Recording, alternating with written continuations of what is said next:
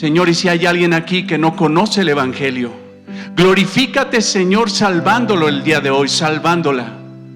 Gracias, Señor, por tu palabra. Tu palabra es verdad. En el nombre de Cristo oramos. Amén. Amén.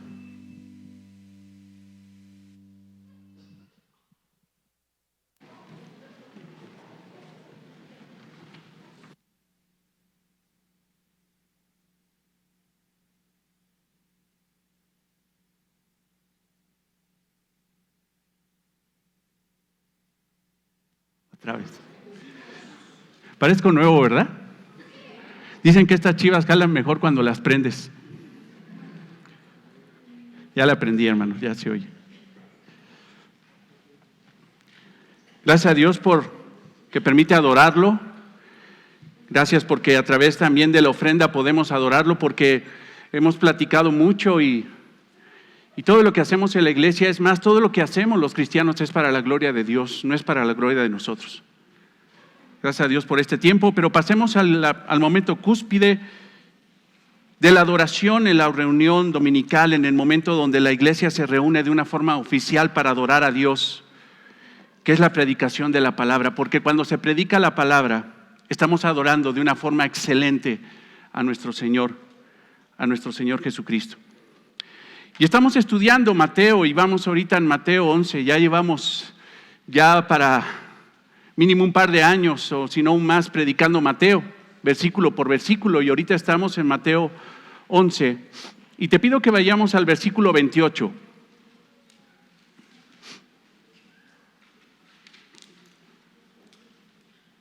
¿Ya estás ahí?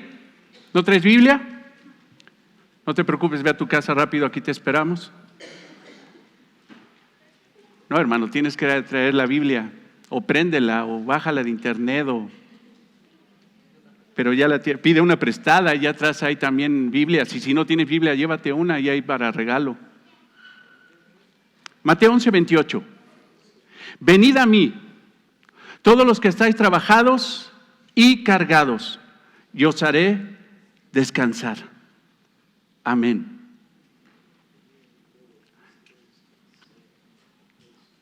¿Quién es la persona que tiene más tiempo en el Evangelio en esta congregación? Te aseguro que alguien me supera en tiempo. Y hemos tenido experiencias, tú como hijo de Dios, predicando el Evangelio a tu familia, amigos, a desconocidos. Pero yo también he tenido mis experiencias y por la gracia de Dios podemos compartirlas.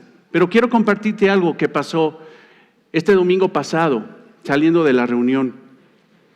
Como te decía, por mandato del Señor, por un mandato bíblico, he hablado el Evangelio y reconozco, hermano, que en otros tiempos no era yo tan exacto en la predicación del Evangelio. Pero la verdad, hermano, es que Dios salve a una persona no depende de la excelencia del predicador o del evangelista.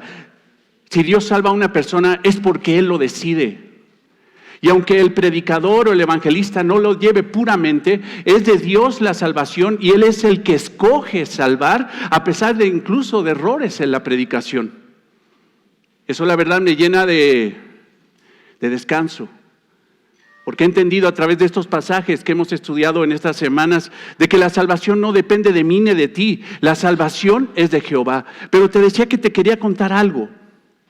Este domingo pasado visitamos a petición de una hermana aquí en la congregación que la estoy viendo. De esta amada hermana, a petición de ella, nos pidió que visitáramos una ancianita de 86 años. Esta mujer estaba postrada por la diabetes. Le amputaron una pierna. Estaba llagada por un lado porque se la pasa todo el tiempo en cama. Y la verdad es que estaba muy mal. En lo que yo le estaba platicando y preguntando, ella hacía muecas de dolor. La verdad es que yo no sabía si continuar o decirle qué te pasa, pero estaba en dolor, un profundo dolor. Y yo le pregunté, si mueres hoy, ¿a dónde vas a ir? ¿Al cielo o al infierno? Ahora, escucha esto, escucha lo que me contestó. Esto me llenó de maravilla. No sé qué hacer. Yo no sé cómo llegar. No sé qué hacer. Y por eso pedí que viniera. Hermanos, esa fue una contestación hermosa. Es la contestación que dan los que están ya listos para el Evangelio. Esta mujer me contestó como ese nipio. ¿Recuerdas la palabra? Ve el versículo 25 para que entendamos. Ve el versículo 25 de Mateo 11. Ya lo estudiamos la semana pasada, antepasada. Pero fíjate, en aquel tiempo respondió Jesús y dijo: Te alabo, Padre, Señor del cielo y de la tierra, porque escondiste estas cosas de los sabios, de los entendidos, y se lo revelaste a estos niños. Esta palabra niño es nipio, un niño de pecho que no sabe escoger, que no tiene capacidad de moverse por sí solo, que no tiene capacidad de tomar una decisión. Esta mujer, hermano, era una bebé espiritual. No era una arrogante que decía: no, yo no necesito a Jesucristo. Ahí será para la otra. ¿Sabes qué? Yo sí pienso, ¿cómo crees que voy a aceptar una cosa así? No, esta mujer dijo: no sé qué hacer y necesito ayuda. Alabamos al Señor, y en ese momento alabé a Dios porque esta mujer era una niña espiritual que estaba pidiendo ayuda para salvación, y confía en el Señor que en su gracia la va a salvar y que la palabra que Él envió no va a regresar vacía. Un niño espiritual es una persona incapaz de elegir a Dios, que no desecha a Dios por su filosofía humana, por sus conceptos, su sabiduría, su entendimiento y razonamiento lógico elevado. No. Esta persona busca a Cristo porque no sabe qué hacer. Pero cuando se le predica el Evangelio, ella entiende que el único que le puede salvar es Jesucristo. Hay grandes eventos en la vida, hermanos. Grandes eventos. No sé si tú has sido un gran evento. Un concierto, una boda, tu propia boda, o un evento difícil como un velorio. Pero déjame decirte que en todo evento hay una invitación. Cuando tú ves una invitación de boda, por ejemplo, ves ahí que está el nombre de las personas que son invitadas. Pero déjame decirte que este versículo 28 es la invitación más gloriosa que puede dar Dios hacia los pecadores. Es la invitación a la salvación. Es la invitación al evento más espectacular que le puede ocurrir a un ser humano. Ser salvo. No es casarse, no es ir a un gran concierto, no es ir con grandes personalidades. El evento más grande que le puede acontecer a una persona es que sea salva. Y Jesucristo dice: venid a mí. La invitación más gloriosa de la Biblia. Esa es. A través de estos pasajes que hemos estado estudiando, hemos visto 6 aspectos, o vamos a ver 6 aspectos de la salvación. Pero a través de estos 6 aspectos, la Biblia nos mostrará el acto soberano de Dios en la salvación. ¿Qué quiere decir esto? Que solamente Dios salva. Solamente Dios. Y esto, hermano, provocará en nosotros humildad, porque creo que te has dado cuenta que si eres salvo no fue porque tú lo escogiste, sino porque Dios te escogió a ti. Y eso le baja 3 rayitas o 4, 5, 6 o 7 a nuestro egoísmo, a nuestro protagonismo humano. Hermanos, este es el pasaje de la salvación. Es un pasaje de invitación a salvación. Es hermoso. Y te recuerdo lo que hemos predicado. Primer aspecto, reconocer que la soberanía de Dios, lo hemos visto en estos pasajes. Reconocer que Él es el que salva. Segundo aspecto. Tercer aspecto, Él es el que da la verdadera sabiduría para ser salvo.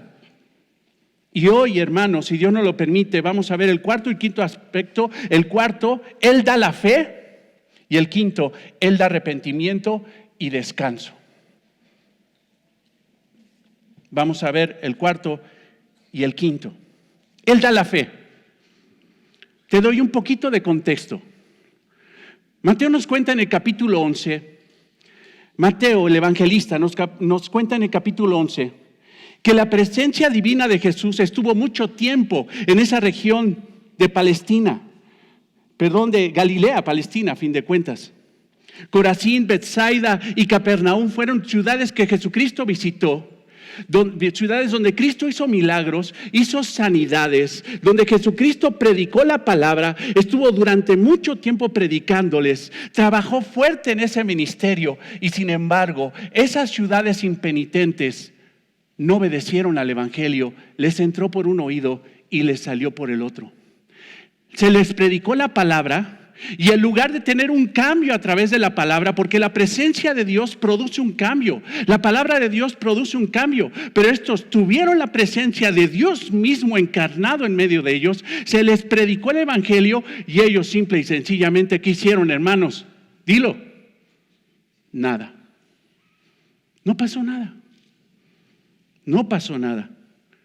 Es más, prefirieron decir y juzgar a Jesucristo y a Juan el Bautista, juzgar como pecadores a ellos antes de reconocer su propio pecado.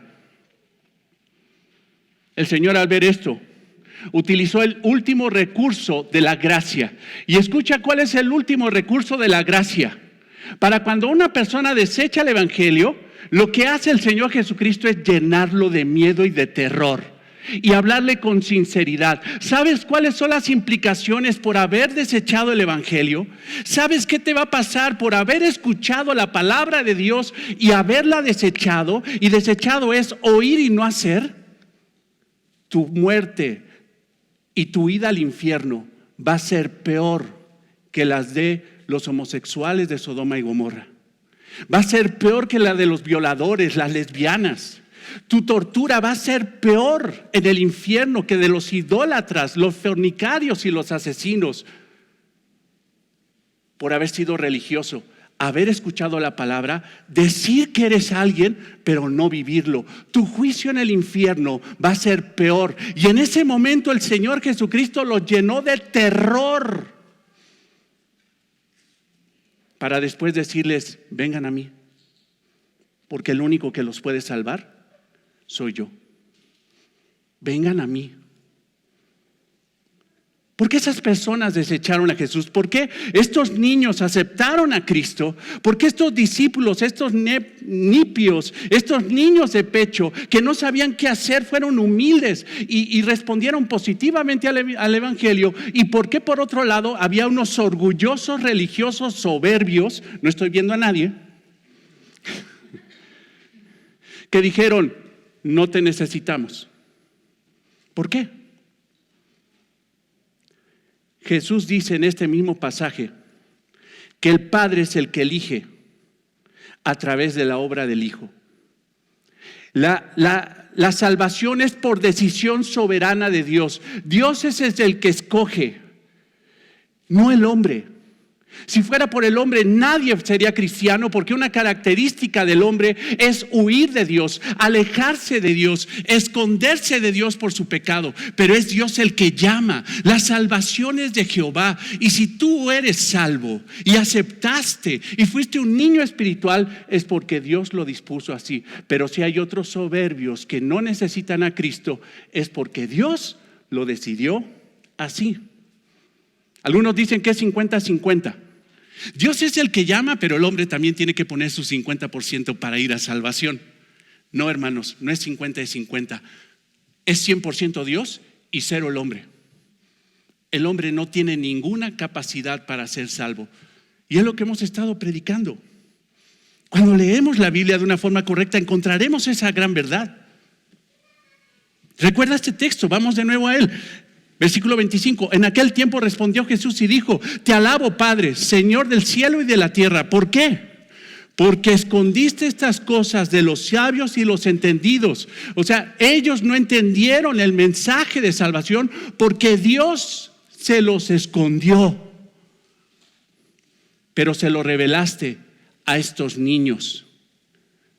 La salvación es de Dios. Aunque de repente creas tú que tú escogiste a Cristo, te equivocas. La Biblia dice que Dios te escogió a ti. Dios te escogió y te salvó. Él lo eligió y lo hizo a través de la obra del Hijo. Escucha esto. Porque escondiste estas cosas de los sabios y de los entendidos y lo revelaste a los niños.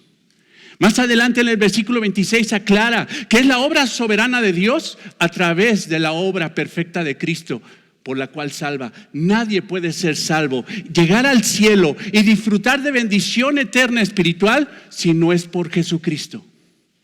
Ninguna religión lleva a Cristo. Solamente la persona de Cristo lleva al Padre. Ahora, hermanos, después de que el Señor nos da, por medio de esta oración hermosa, porque el versículo 25 es una oración al Padre, nos da una de las doctrinas más profundas de la Biblia. La elección soberana de Dios en la salvación. Sin nada más, ahora ve esto. Sin agua va, como dicen los mexicanos. Como dicen los mexicanos, como si yo no fuera mexicano. Como dice por ahí, sin agua va. Porque a lo mejor dices, bueno, si Dios es el que escoge y el que desecha, pues entonces, ¿qué tengo que ver yo en mi salvación? Pero sin agua va. A veces pareciendo que está diciendo una cosa muy distinta y hasta contradictoria, pero no es contradictoria, es necesaria y profundamente real. Dice en el versículo 28, venid a mí. Los que están trabajados y cargados, todos los que estáis trabajados y cargados, y yo os haré descansar. Si la salvación es de Jehová y el hombre no tiene ninguna participación, entonces ¿para qué le dice Jesucristo al hombre? Vengan a mí. ¿Sí ves eso?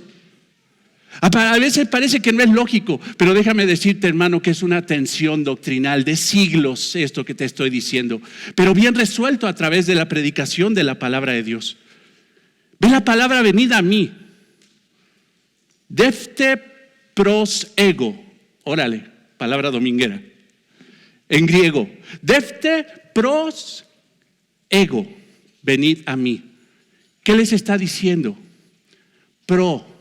Prosélito, seguidor, ego, yo, sé un seguidor mío. Si estás lleno de pavor, si no sabes qué hacer, si tienes miedo del juicio del infierno y quieres salvación y vida eterna, yo soy el único. Ven a mí, hazte seguidor mío, discípulo mío. Ven a mí. Es lo que está diciendo el Señor. Esta gloriosa invitación, llena de gracia, de misericordia, de libertad, es una de las más grandes invitaciones de la Biblia. Es seguir a Cristo, es tener fe en Cristo. Hermanos, si Dios es el que salva, entonces ¿qué responsabilidad tiene el hombre? ¿Sí me doy a entender? Si Dios es el que hace todas las cosas, entonces ¿yo qué responsabilidad tengo? Pues ya nada más bajo los hombros y a ver si el Señor me salva o no. No, hermanos, aquí Jesucristo está diciendo, seguirme es tu responsabilidad. A pesar de que el Señor es soberano en la salvación, tú tienes la responsabilidad de venir a mí. Tú tienes la responsabilidad. No les está diciendo, bueno, ya les metí calambres, ya les metí miedo. Se van a ir al infierno por haber escuchado la palabra y no cambiar. Por haber escuchado aquí, sigues con tus pecados, por no haber cambiado. Pero ¿saben qué? Pecadores, espero que el Señor los salve. Ahí nos vemos. Y se bajó el Señor Jesucristo y les dijo, ahí los dejó. Ay, espero que el Señor los salve. No, no hizo eso. El Señor dijo, vengan a mí. Si están cargados y cansados, si están llenos de pavor y no saben qué hacer, vengan a mí. Es su responsabilidad. ¿Cuántas invitaciones hay en la Biblia para el arrepentimiento, hermanos? Muchísimas. En muchas ocasiones habla de la Biblia de esto. Simple y sencillamente en el mismo contexto, Juan el Bautista, ¿qué les dijo? Arrepentíos porque el reino de los cielos, ¿qué? Se ha acercado. Una invitación al arrepentimiento, una invitación a humillarse delante de Cristo. El mismo apóstol Pedro predicó un sermón en Hechos 2. Te pido si puedes ir allá a Hechos 2:37. Lo conoces, la famosa predicación de Pedro después del día del Pentecostés, del evento del Pentecostés. Hechos 2:37. al oír esto, ¿qué oyeron ellos? Escucharon el mensaje del Evangelio. Escucharon que ellos habían sido visitados por la gracia de Dios, por Dios mismo, por el Mesías, y ellos lo mataron. Los judíos lo mataron. Al escuchar esto, se compungieron de corazón y dijeron a Pedro y a los otros apóstoles: varones hermanos, a los apóstoles, ¿qué haremos? Como me dijo esta mujer el domingo, ¿qué hago? Nipios, débiles, no sabemos qué hacer. Y Pedro les contestó: nada, esperen ahí que Dios los salve. ¿Eso fue? No están viendo la Biblia, ¿eh? Nadie protestó. ¡Herejía! Pues ¿cómo vas a señalar herejía si no estás poniendo los ojos en la Biblia? No me veas a mí, ve la Biblia. Hechos 2:37. Pedro les dijo: arrepentíos y bautícense, vayan a Cristo. Acepten la invitación y bautícense cada uno de vosotros en el nombre de Jesucristo para perdón de los pecados. Y dice: y recibiréis el don del Espíritu Santo. Hermano, la salvación es de Dios. Es un acto donde el hombre no interviene en nada, en lo absoluto. Pero el hombre es responsable de ir a esa salvación o no. El hombre es responsable. ¿Alguien está confundido?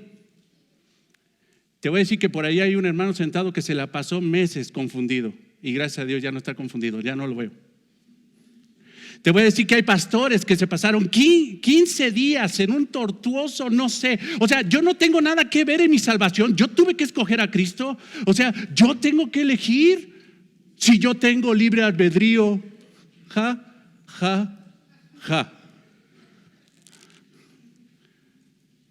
Ese pastor era Miguel Núñez, hasta que entendió que él no participó en nada en su salvación y que la salvación es una obra soberana de Dios, pero él tenía la responsabilidad de ir al llamado.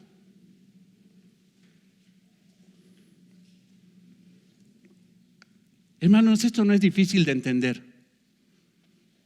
Dejemos de ver la soberanía de Dios por un momento. Y hay que ver ahora la culpabilidad del hombre por su pecado.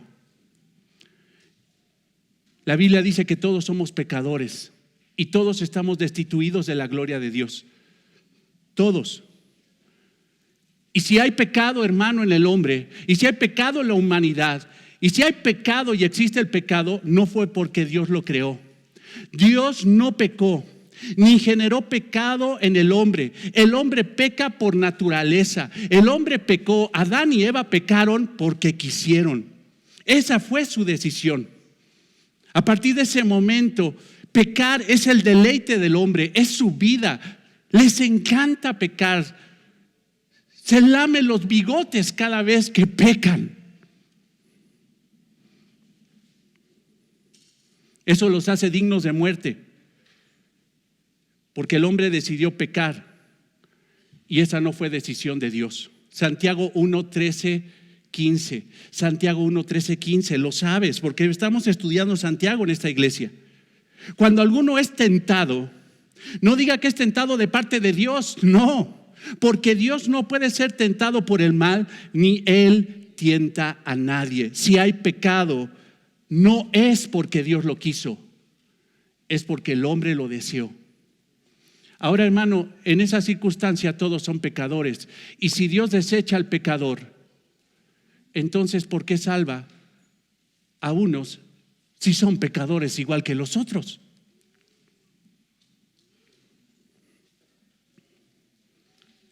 Todos los hombres son dignos de muerte. Ellos buscan el pecado, nacieron en pecado. Esa es su naturaleza. El pecado no es de Dios, es del hombre. Si el hombre no fuera culpable de sus decisiones, hermanos, y dijera: si Dios es el que decide todo, entonces, ¿por qué soy culpable? ¿No? Si Dios es el que decide todo, entonces, ¿por qué me culpan? Si hay alguien aquí que piensa de esa forma, estás en un gran problema. Porque el pecado es tuyo y Dios va a juzgar tus obras. Si piensas que Dios es el que puso pecado en ti y por eso se te va a desechar, estarías en tu mente diciendo y creyendo la más grande mentira que existe. Dios no peca ni genera pecado en nadie. El hombre es tan culpable de su pecado, es tan culpable, hermanos, que cuando muera va a terminar en un juicio. Oye, ¿por qué me van a enjuiciar si yo no hice nada? Pues él fue el que decidió. No, va a haber juicio. O en el gran trono blanco para los impíos, o en el tribunal de Cristo para los salvos. Pero va a terminar en juicio y vas a dar cuenta de tus errores. Dios es justo. Dios es el que salva, pero tú tienes responsabilidad. Y no puedes lavarte las manos como Poncio Pilatos. Todos somos pecadores, hermanos, todos. Y Dios en su soberanía decide salvar. ¿Conforme a qué? ¿Cuál será el criterio de Dios para salvar a unos y a otros no? ¿Por qué Dios te salvó a ti? ¿Quién es salvo aquí? ¿Y los demás qué? Bienvenidos, amigos. Dios los redarguya. ¿No te has dado cuenta? A lo mejor puedes sacar la conclusión esta. Puede ser. El peor de tu familia eres tú. El peorcito, la fichita, la oveja negra. El dolor de cabeza de tus generaciones. Eres lo peor de tu casa. Y sin embargo Dios te salvó y a los otros no. ¿Por qué? ¿Qué propósito tenían eso? Dios tiene un propósito, hermano, en la salvación. Y más allá de mérito humano, de obra humana, lo que hace Dios es elegir en base a un propósito soberano inherente solamente a Él. Hay un texto de la Biblia que yo te pido, por favor, que lo estudies en tu casa en la semana. Ya hay mucha tarea, pero deja de ver Facebook 3 horas y dedícate a leer la Biblia mejor. Romanos 9:9, y te reto, hermano, que lo leas. Te reto que la próxima semana vengas todo hecho camote. Te reto, hermano, a que veas esta gran realidad. Romanos 9:9.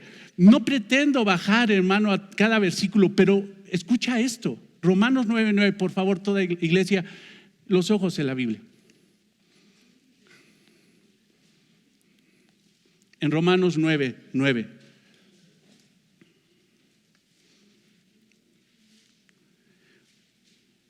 Porque la palabra de la promesa es esta: por este tiempo vendré y Sara tendrá un hijo.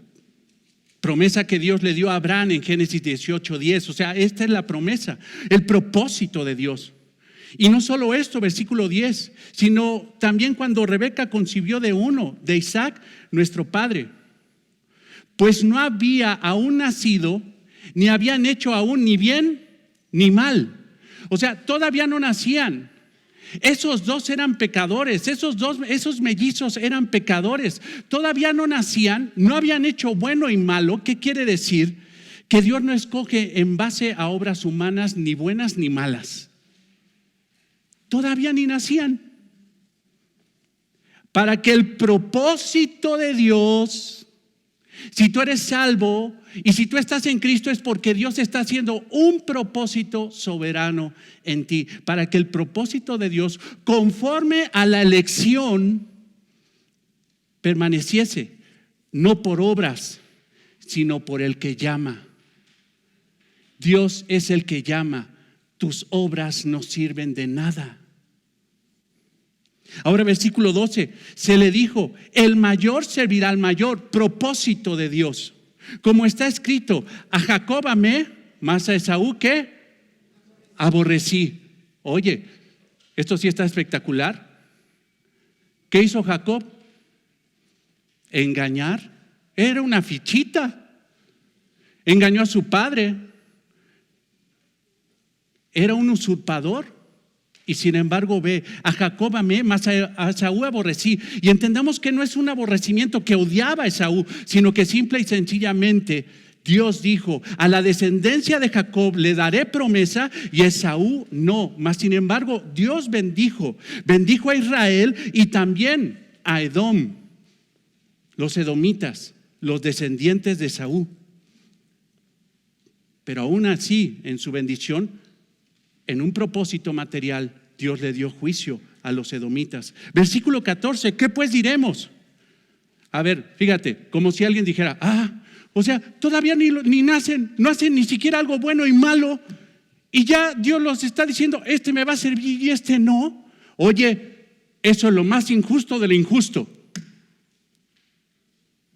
Eso es injusto. Y Pablo sabía que alguien en la iglesia de los romanos iba a parar y decir: injusticia de Dios. Pero ve el versículo 14. ¿Qué pues diremos? ¿Que hay injusticia en Dios? En ninguna manera. Alguna vez que me enseñaba nuestro hermano Israel, dice: ¿sabes qué? Ese en ninguna manera es el no más enfático que puede haber en la Biblia. Ni se te ocurra pensar eso, que Dios es injusto, porque a unos los salva y a otros no. Versículo 15, pues a Moisés dice: tendré misericordia de quien yo tenga misericordia y me compadeceré del que yo quiera compadecerme. Eso se llama soberanía de Dios. Así que no depende del que quiere, no depende de ti, no depende del esfuerzo humano ni del que corre, sino de Dios, quien tiene misericordia.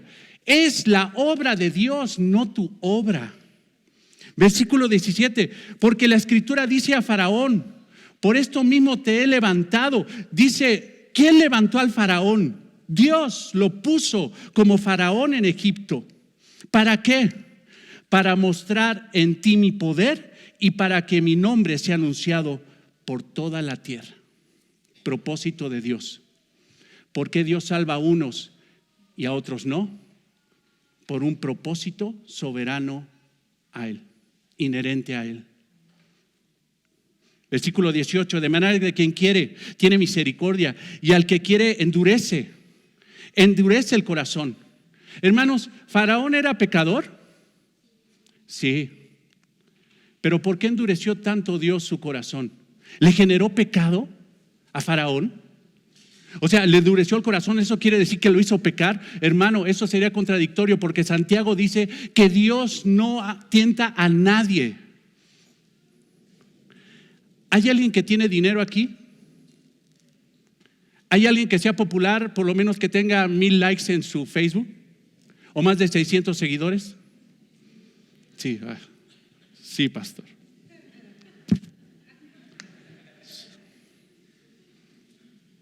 Poder, dinero. Faraón tenía todo: poder, dinero. Y entre más encumbrado es su nombre, más propenso a pecar. Pero ¿sabes qué hizo Dios? ¿Sabes qué es endurecer el corazón en el concepto bíblico? El Faraón ya era pecador, pero Dios le quitó los límites. ¿Quieres pecar?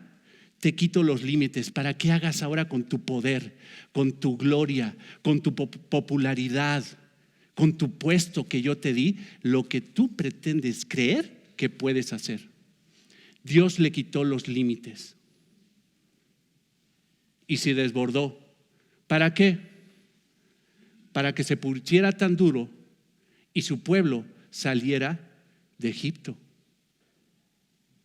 Dios endurece el corazón por un propósito y Dios enternece el corazón por un propósito.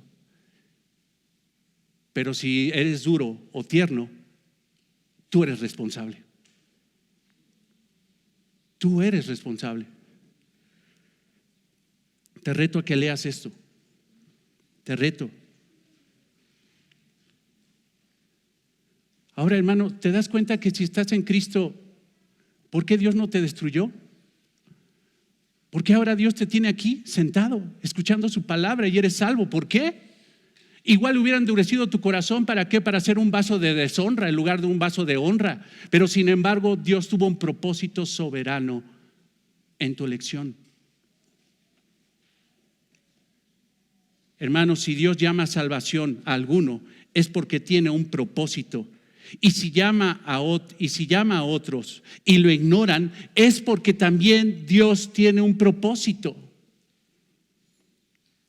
Cuando tu familiar desecha el evangelio, Dios tiene un propósito, y por eso Jesucristo no cayó en depresión y dijo: ay, me desecharon, ay, pobrecitos. Te alabo, Padre, te alabo. ¿Por qué? Porque tú decidiste esconderlo de estos sabios y entendidos y se lo revelaste a estos niños de pecho y indefensos que no sabían qué hacer. Si estás en Cristo, es porque Dios te regaló fe. Dios es el que regala la fe. Es que yo tengo fe. Sí, pero ¿en qué? A lo mejor puedes tener fe en ti mismo, fe en tu coche, en tus propiedades, en tu novio, en tu novia, en tu primo que es diputado. Puedes tener fe en muchas cosas, pero la única que te salva es la fe depositada en Cristo. Y déjame decirte que si tú tienes fe, fue porque Dios te la regaló. Tú no tenías fe. Sin fe es imposible agradar a Dios, porque es necesario que el que se acerca a Dios crea que le hay. Él es galardonador de los que le buscan. No podemos ir a la invitación de ir a Cristo, no podemos escuchar la voz de Cristo que dice: venid a mí, si no fuera que Dios pone fe en nosotros. La fe es un don, un regalo de Dios. Efesios 2:8, para los que creen, que dice: yo tuve fe en Cristo. Mi fe personal, mi fe humana escogió a Jesucristo. Error. No. Tú eras tan pecador que no tenías nada para salvarte. Efesios 2:8, porque por gracia sois ¿qué? Salvos. ¿Por qué medio? Por medio de la fe. O sea, Jesucristo puso fe en ti para escuchar la voz de salvación del evangelio. Y fíjate lo que dice después del punto y coma: y esta fe no es de vosotros, pues es un don, un regalo de Dios.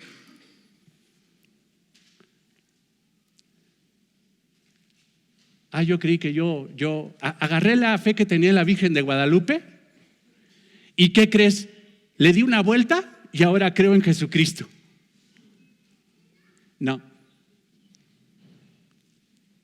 Esa fe que te salvó, te la dio Dios. No fue tu fe humana confundida para creer hasta en San Memín de los Pispiotes. No, te la dio Dios. Dios en su propósito da la fe para ir a Él. En la fe humana no puede ir a Cristo. Esa fe humana no puede ir a Cristo. Pero cuando Dios da esa fe divina, esa fe celestial, ese regalo de Dios, hace que los hombres reaccionen positivamente al llamado de venid a mí. Y cuando una persona tiene fe, cuando escucha el evangelio, cuando escucha la palabra de venid a mí, Dios pone fe en esa persona y viene el arrepentimiento. Porque, escucha esto, hermano, hermana, hasta maleta eras para arrepentirte. No podías ni siquiera arrepentirte. Te lo tuvo que regalar Dios. Por favor, ve a Hechos 11:18.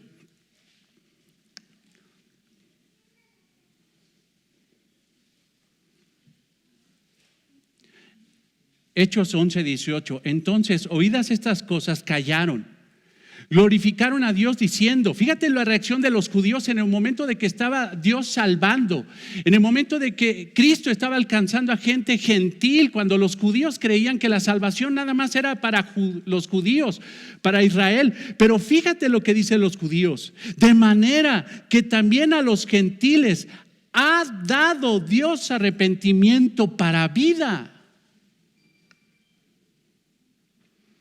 Dios es el que salva, Dios es el que da la fe, Dios es el que te dio el arrepentimiento. Tú no tenías nada para ser salvo, pero sin embargo Jesucristo dice: ven, porque es tu responsabilidad. Esto le llaman tensión, hermano. Y te lo explico probablemente rápido. ¿Tú has jugado la cuerda? ¿A jalarla? ¿Dos fuerzas que son contrarias? ¿Sí? Ok, de un lado Dios diciendo, la elección es mía. La elección es mía. La soberanía de elegirte es mía. Tú no decides nada. Pero por otro lado el hombre decide tensar hacia el otro lado o aflojar e ir a Dios. Una tensión doctrinal.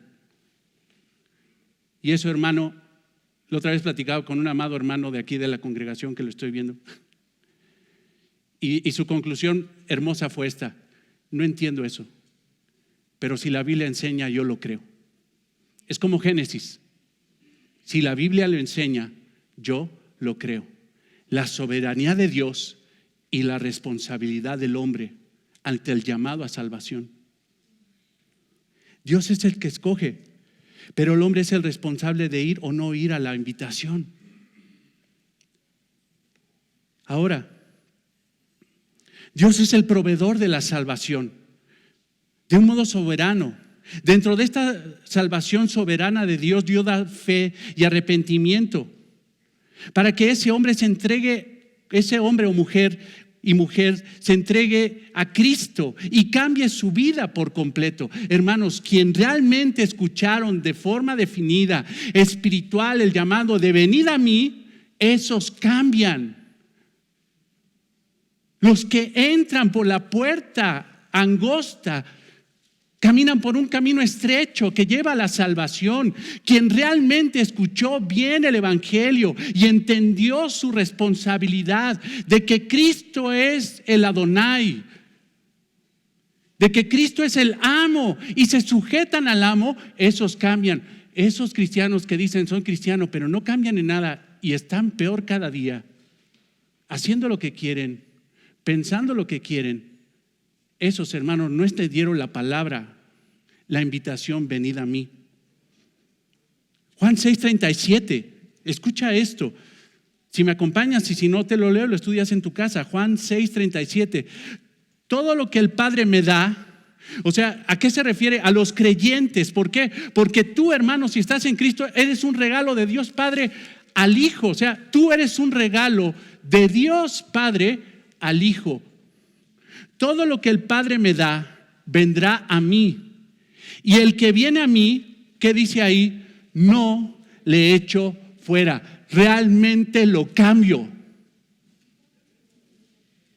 ¿Sabes cuál es la evidencia más grande de que una persona es salva?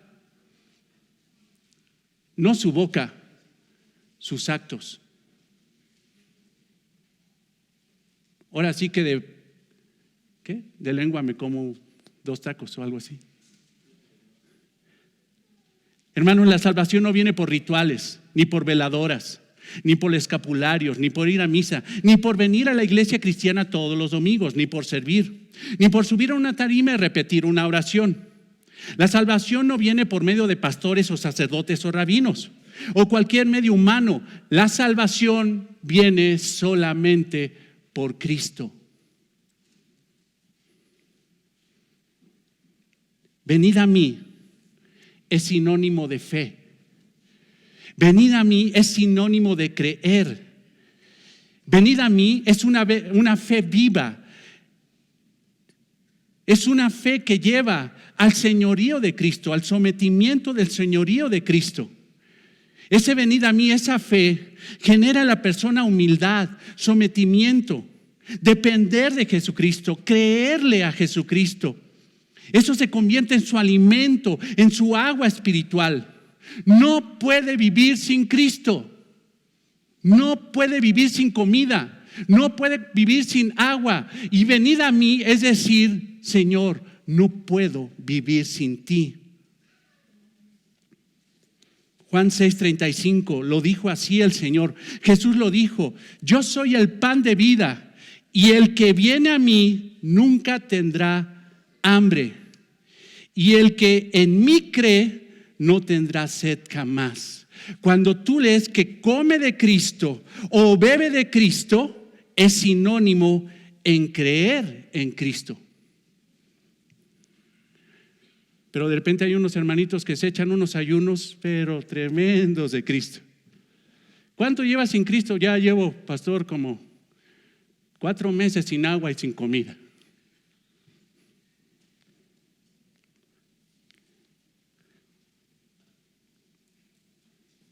Es por la fe en Cristo que recibimos perdón de pecados y la vida eterna. Hechos 10:43.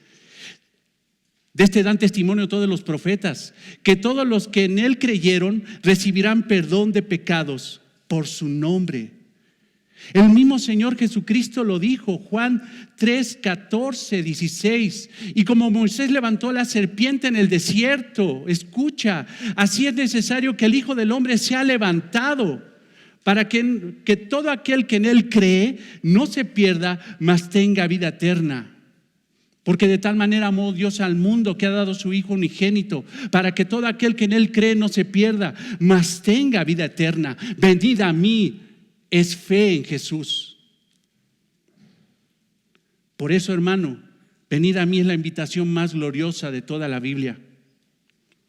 Pero ¿quiénes son invitados? ¿Quiénes son invitados? Pues no sé, pastor, pero pues allá otros. Yo no creo, yo ahorita estoy pensando en... Se murió Chabelo, ¿verdad?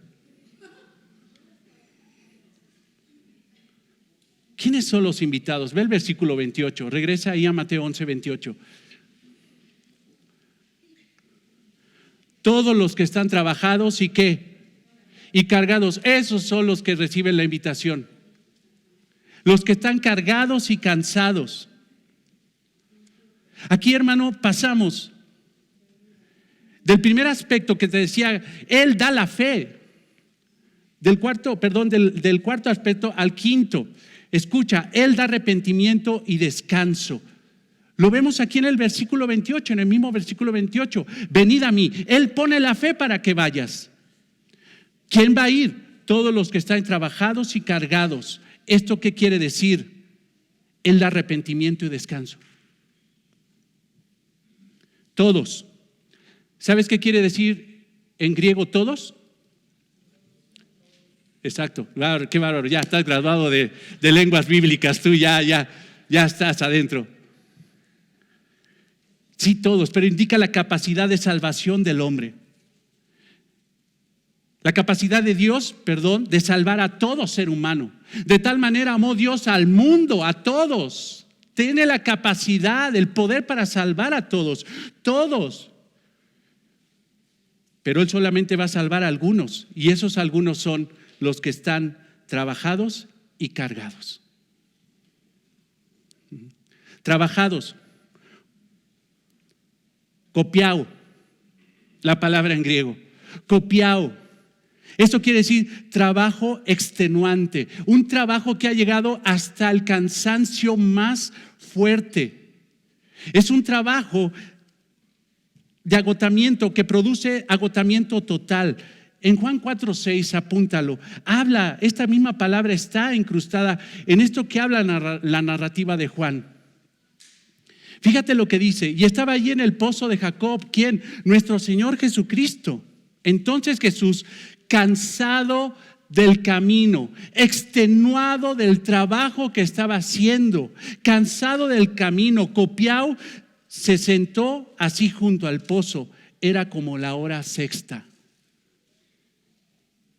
¿Quiénes son los invitados? Los que han trabajado y los que están trabajados hasta el sumo cansancio. Estos son los que llama Jesús, exhaustos, cansados, sobretrabajados. ¿De qué? ¿Están cansados de su sueldo? ¿Están cansadas de la esposa que Dios les dio? Digo, del esposo que Dios les dio. ¿Habrá una hermana que aquí ya esté cansada de su esposo?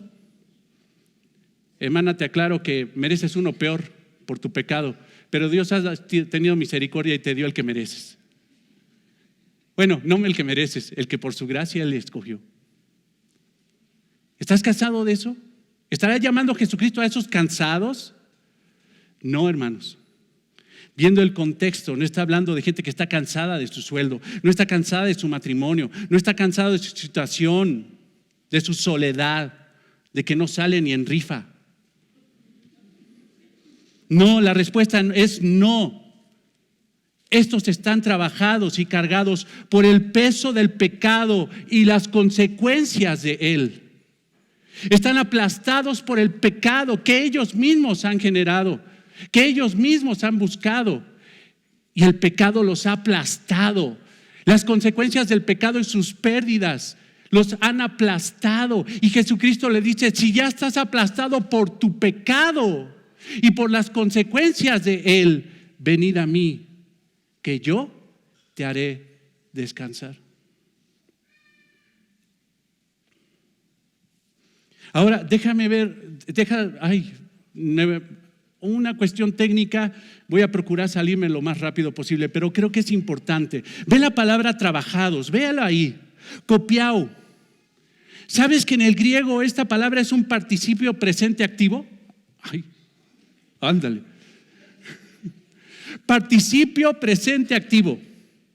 Esto es un activismo por alcanzar algo o agradar a alguien. O sea, estas personas en el presente tienen una actividad muy fuerte que llega al agotamiento por hacer algo o alcanzar algo, por obtener algo o por agradar a alguien. Estas personas están trabajadas porque día tras día hacen algo para agradarle a alguien y su resultado es frustrante. Por más que hacen, no agradan. Presente, activo, presente, activo. Ellos quieren agradar a Dios, pero quieren agradarlo con sus fuerzas, con sus obras humanas. Pero se dan cuenta que todos sus esfuerzos humanos para agradar a Dios no sirven de nada. Y Dios no acepta sus sacrificios, ni sus holocaustos, ni sus ofrendas, ni su activismo, ni su religiosidad. Y están cargados, cansados de hacer eso todos los días para que sean, como resultado, desechados por Dios. ¿Tú conoces a Martín Lutero? Ahí me lo saludas. No. Hermanos, si pretendemos ser una iglesia reformada, conocemos la historia de Martín Lutero. Martín Lutero tenía una vida desgastante. Era un monje agustino. Se pasaba la vida en ayunos, en confesiones, en penitencias, para sentir descanso. Tenía un activismo religioso impresionante. Para sentir descanso, hacía ayunos continuos, confesiones de pecado continuas, penitencias, y sin embargo no tenía descanso. En la orden agustina donde estaba Martín Lutero, era muy conocida por su estricta disciplina que rayaba en el legalismo y religiosidad. ¿Qué quiere decir esto? Disciplina para agradar a Dios. Entra a una iglesia disciplinada para que agrades a Dios. Y así estaba, en una iglesia así estaba Lutero. Los monjes descansaban y estudiaban en pequeñas habitaciones sin comodidades, tenían retiros permanentes, hacían votos de castidad, celibato, obediencia y pobreza. Todos los días participaban en una misa a la 1 de la mañana, seguida por 7 misas que se daban a lo largo del día. Pero Lutero se fue más allá. Y Lutero luchaba con su pecado todos los días. Lutero, sí, fíjate qué buena amalgama, Luchero. Mira, me salió ahí, ya. Vamos. El afanado de Lutero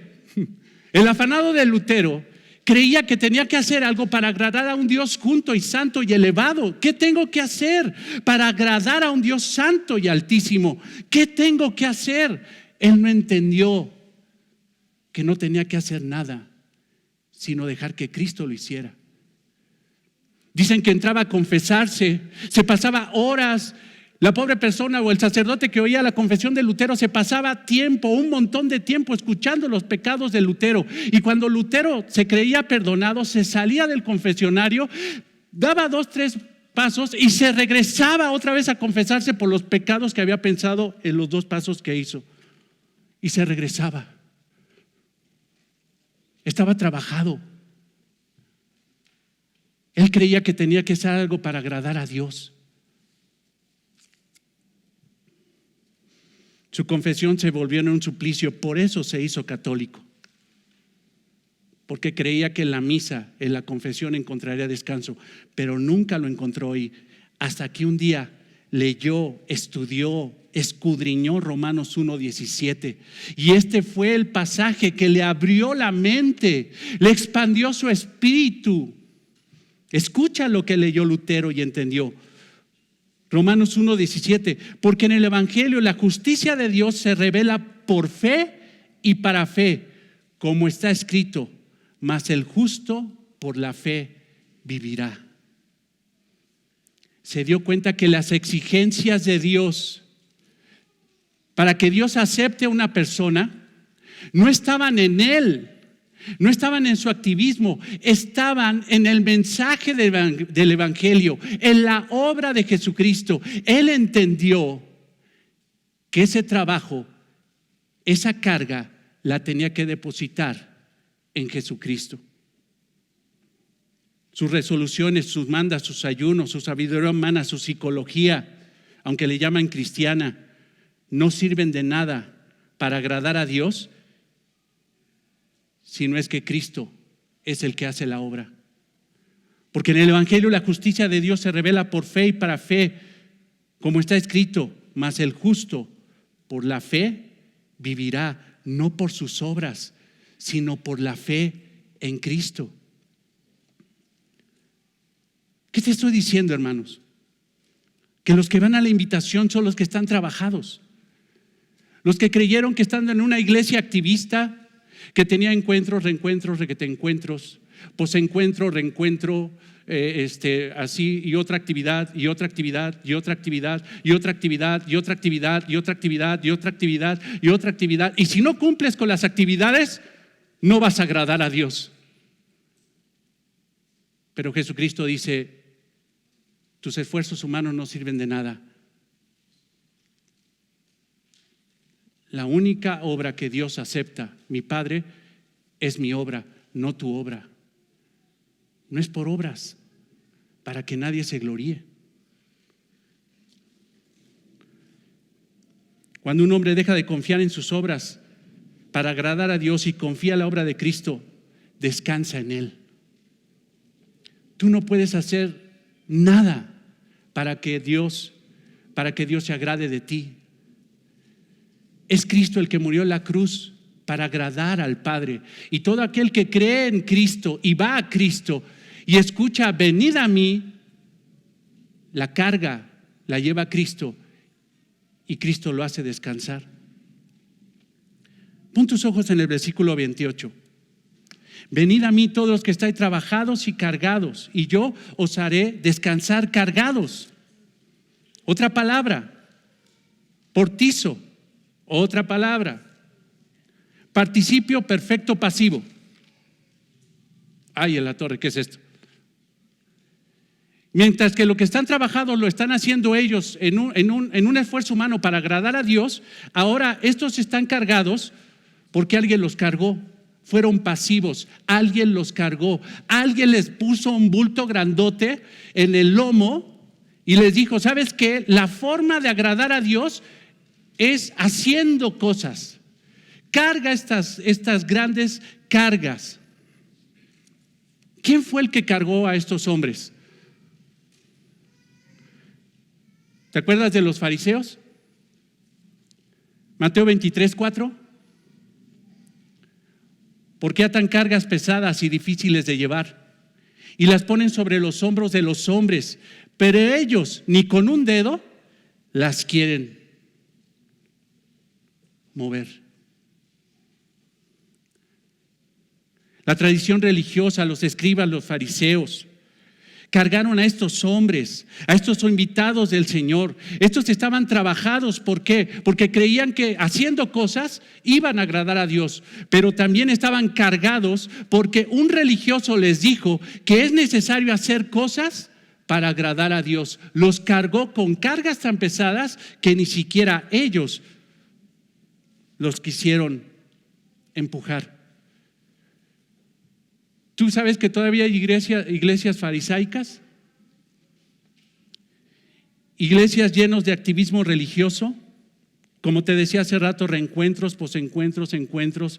Debes de hacer esto, tirar esto, dejar de hacer esto, dejar de hablarle a tales personas, cumplir con estos tiempos puntuales y exactos, integrarte, subir, bajar, etcétera, etcétera, etcétera. Y esa es la carga que ellos ni con un dedo quieren empujar. Trabajados y cargados por los religiosos. La gran mayoría de estas actividades fuera de la Biblia y llenas de la idea satánica. Escucha la idea satánica. Para agradar a Dios hay que hacer algo.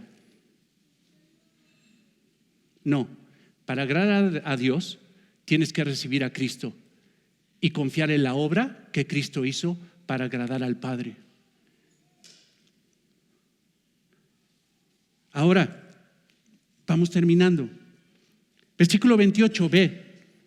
Venid a mí todos los que estáis en un activismo religioso y cargados por religiosos con activismos que ellos le pidieron supuestamente para descansar, pero no han descansado. Pero Jesús promete que los que van a Él como niños, yo los haré descansar. Pero tienen que reconocer que están trabajados y cargados. Tienen que arrepentirse de su pecado.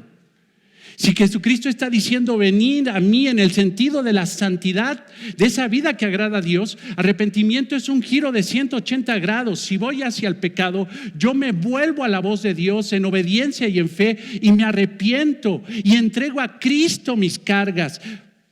Entrego mi pecado a Él. ¿Sabes por qué hay tanta amargura, infelicidad? Tantas señoras amargadas, también señores. ¿Sabes por qué la gente se suicida? Por el peso del pecado que están cargando. Y ya no saben qué hacer. Y prefieren matarse antes de ir a Cristo. Amargura, infelicidad, insatisfacción, depresión.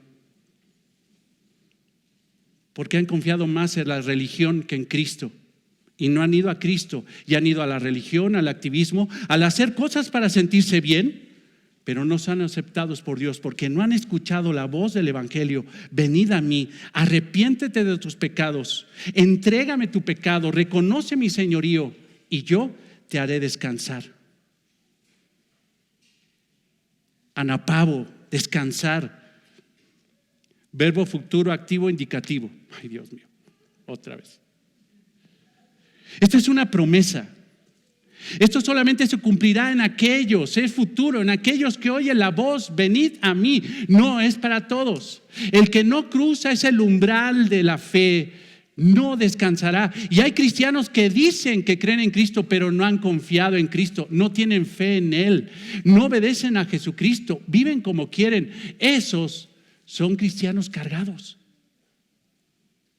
y siguen con el peso de su pecado.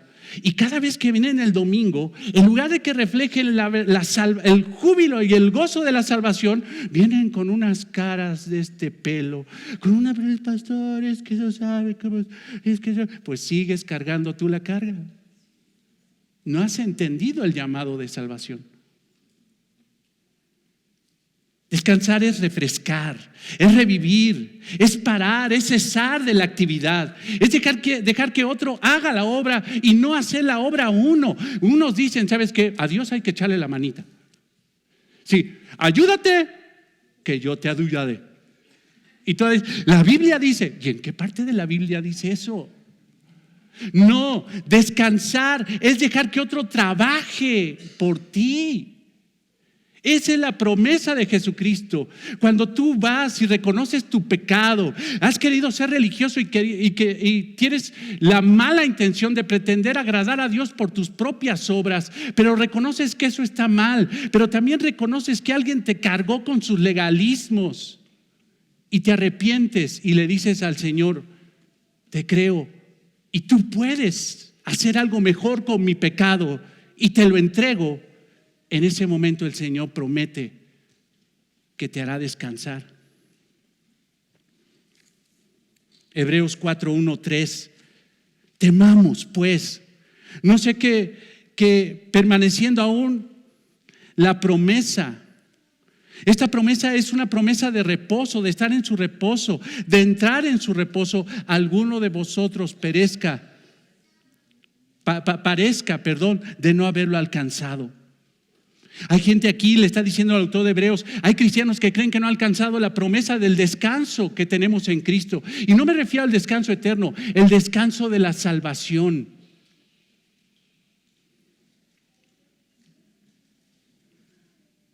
Pero los que hemos creído, entramos en reposo.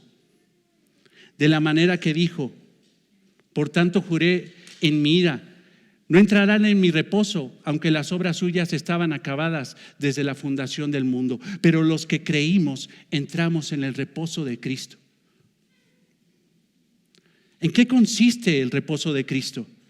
¿Cómo te puedes dar cuenta que realmente has entregado tu carga, que no estás pretendiendo agradar a Dios con tus obras? Porque tienes paz, confianza, salvación, seguridad en su fortaleza y certidumbre de que ya tienes el cielo prometido. Tienes esperanza. Un cristiano, hermanos, goza del mayor reposo que puede existir. Es el ser, escuchen esto. ¿Hay alguien cristiano aquí? Te voy a definir. Eres el ser más centrado, confiado, fuerte, seguro, templado, pacífico, desprendido, generoso, tranquilo, apacible, relajado, libre, alegre, estable, feliz, bienaventurado, dependiente y descansado. Ese eres tú. Amén.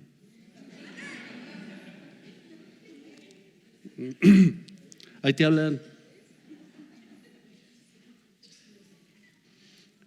Entonces, ¿qué escuchaste cuando Cristo te dijo: venid a mí? ¿Ya le diste tus cargas, tu pecado? Porque la consecuencia de la fe es esto. Cualquiera diría: ¿esos son los cristianos? Pues ¿qué son, superhéroes o qué? A mí se me hace que son un puñado de arrogantes. ¿Cómo que todo eso? O sea, ¿qué se creen? ¿Se creen mucho? No, no somos superhéroes. Somos niños de pecho, inútiles, incapaces de tomar decisiones por nuestra propia cuenta.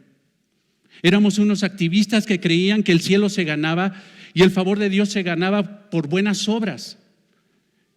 Éramos víctimas de gente tan religiosa que nos cargó con sistemas para poder agradar a Dios.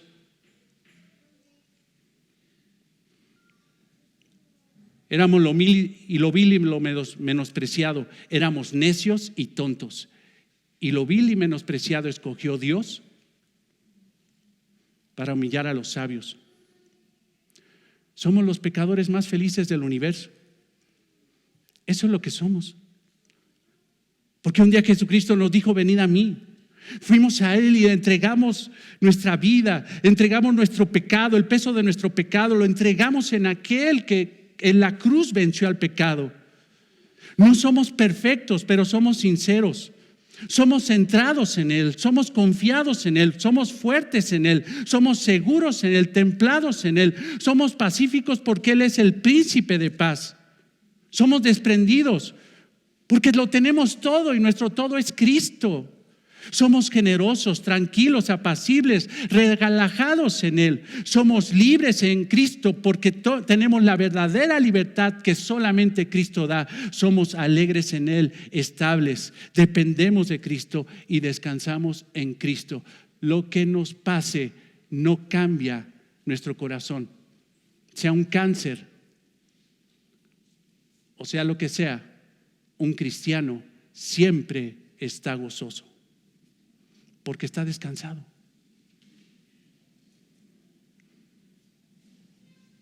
Somos los pecadores más felices del universo. Ni Dios lo hizo por los ángeles, hermano, como lo hizo por nosotros. Somos los pecadores más ricos. Uy, pastor, pues présteme una lana porque ahorita no traigo ni para el camión. Ricos espirituales. El descanso que el Señor da es el verdadero descanso de la salvación. Somos los pecadores más ricos, y no porque te ganaste el avión presidencial en una rifa.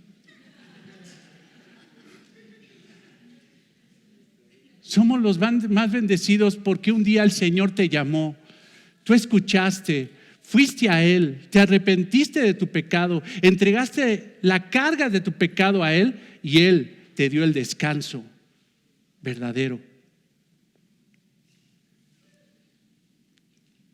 No tienes descanso o reposo. Si no eres cristiano, te voy a decir por qué. Si tú no tienes descanso y reposo y no eres cristiano, te voy a decir por qué. Porque no has sido obediente a la voz de Cristo que dice: venid a mí, confía en mí, arrepiéntete de tu pecado, ven a mí, arrepentimiento y fe, y yo te haré descansar. El único que puede salvarte y darte vida eterna, descanso eterno, es Jesucristo. Nunca vas a tener el descanso, nunca vas a tener el reposo. Y te quiero decir algo, tú que no estás en Cristo, y esa perturbación y todo ese dolor y angustia, Dios te lo va a mandar. Pero si ya te dio miedo y ya estás alto del sufrimiento, del dolor y de las consecuencias y la carga de tu pecado, Cristo hoy te dice: venid a mí, todos los que están trabajados y cargados, que yo los haré descansar, porque Jesucristo es el único que salva. Ahora, tú eres cristiano y no tienes reposo. Yo nada más te recuerdo una cosa: ya estás en Él. Lo que debes de hacer es profundizar en la palabra. Lo que debes de hacer es profundizar en el conocimiento de la verdad. Creer también es sinónimo de entender la palabra, de vivir la palabra. Pero ¿cómo podrías vivir la plenitud en Cristo si no lees la Biblia, si no estudias la Biblia? Te recuerdo que tienes que leer la palabra de Dios, y creerla, vivirla. Leer la Biblia, vivir la Biblia. ¿Sabes qué genera? Reposo. Hermanos y amigos, qué horrible es la vida que depende de sí mismo. La vida que no se humilla delante de Cristo nunca tendrá reposo. Pero la que depende totalmente de Dios Padre y de la obra del Hijo, esa vida tiene salvación y como consecuencia reposo. Cristo dice hoy: venid a mí, todos los que estáis trabajados y cargados, y yo os haré descansar. Amado Señor, gracias por tu palabra y gracias por permitirnos, Señor, escucharla. Te pedimos, Dios, que tú la tomes, Señor, y redarguya los corazones de cada uno de nosotros para tu gloria y para tu honra. Gracias, Señor. Glorifícate, Padre, haciendo tu voluntad en nosotros. Y que podamos entender aún más profundo esta realidad. La salvación es tuya, pero nosotros también somos responsables, Señor, y tenemos que ir a esa voz, a esa invitación. Señor, glorifícate el día de hoy, salvando pecadores. Glorifícate el día de hoy, perfeccionando a tu iglesia. Te lo pedimos en el nombre de Cristo. Amén.